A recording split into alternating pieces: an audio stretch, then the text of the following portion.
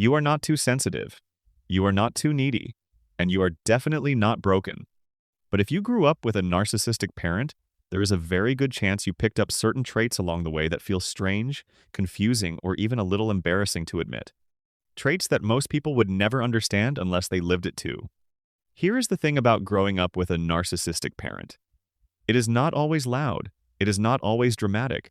Sometimes it is just a slow, quiet erosion of who you are.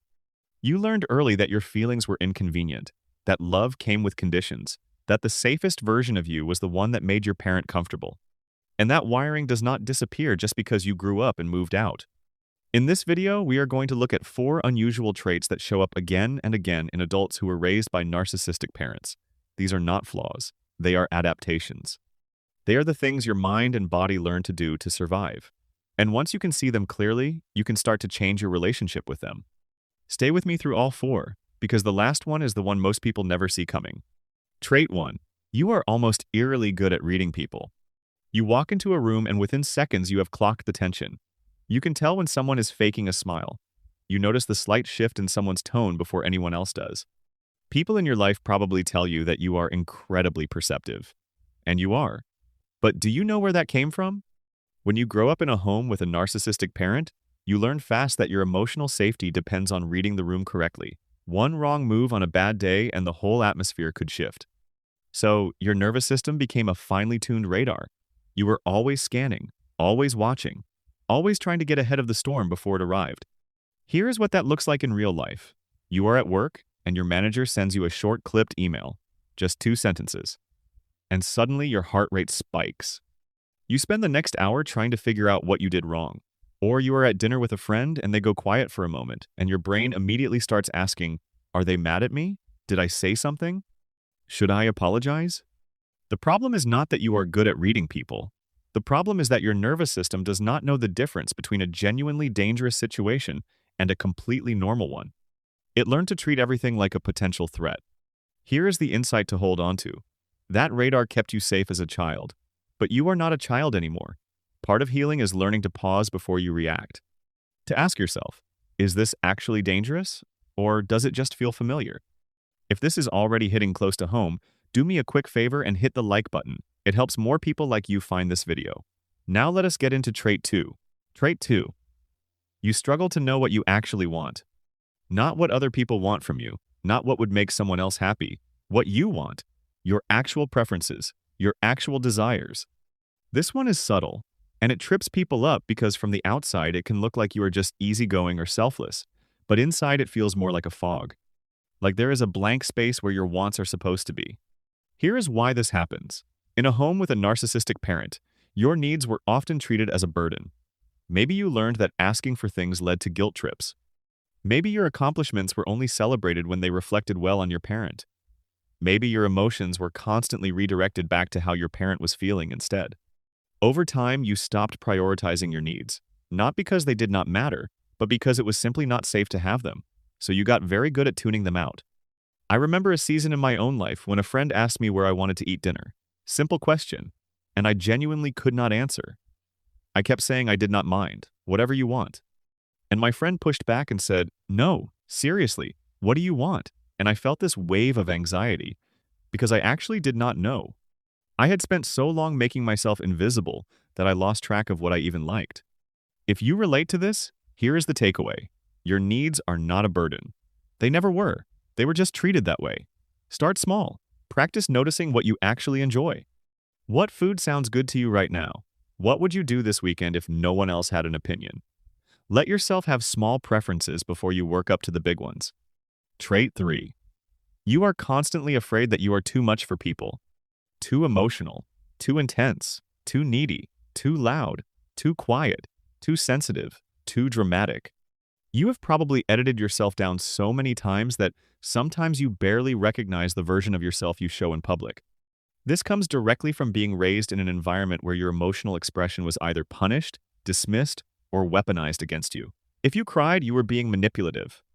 If you were excited, you were being annoying. If you were struggling, you were told you were making everything about yourself. The message you absorbed was clear. Your emotional world is a problem. So you learn to shrink. You learn to pre-apologize. to soften your words, to laugh off things that actually hurt, to say you are fine when you are anything but. Here's what this looks like in adult relationships. You have something important to say, but you rehearse it 6 times before you send the text because you do not want to come across as needy. You feel deeply hurt by something, but you tell yourself you are overreacting before you even give yourself a chance to process it. You apologize for things that are not your fault just to keep the peace. The painful irony is that the very act of shrinking yourself creates more distance in relationships.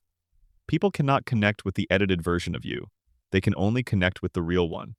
The takeaway here is this: you are not too much. You were just in an environment that was too small.